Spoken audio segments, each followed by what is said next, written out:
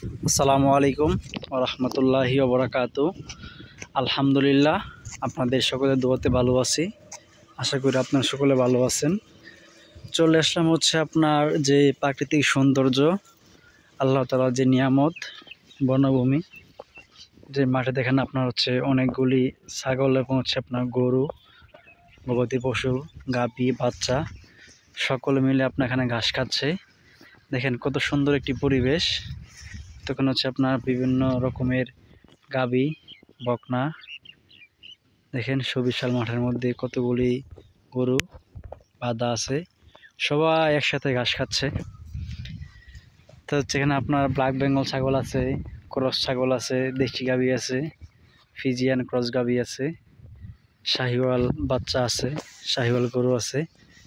দেখেন কত সুন্দর এখানে।